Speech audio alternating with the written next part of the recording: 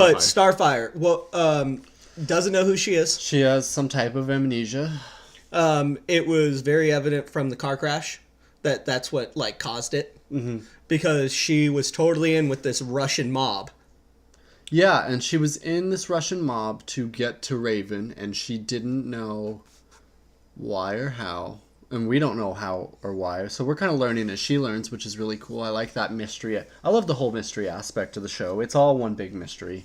And I love how the first part of it all, you don't learn that the girl that Corey's looking for is Raven until like the last arc of her story in the episode. I think it's pretty obvious, though. I think so too. Like, I think they even mention it in like some of the earlier stuff.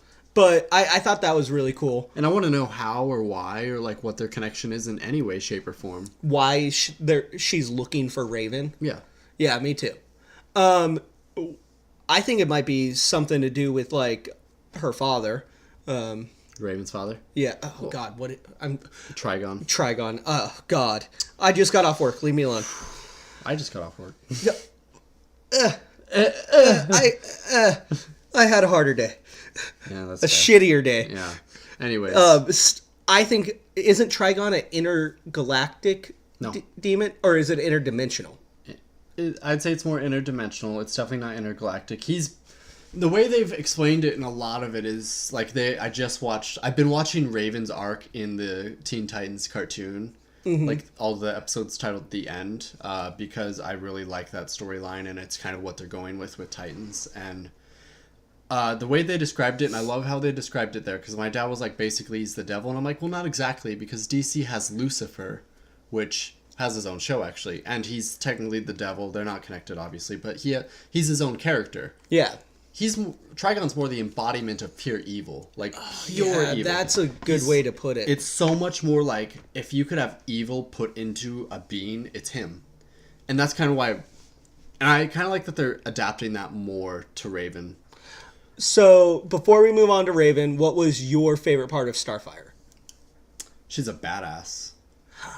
I loved the fact that her strength's there, like she is as strong as she's supposed to be. They didn't cut like any corners with it, and they just like she'd knock that dude clear across. Oh yeah. Like one punch, and she was so surprised. Like I'm glad they're going with like they're not like suppressing her powers necessarily. Like they're doing it at a reasonable level, and I think they're doing it with the amnesia.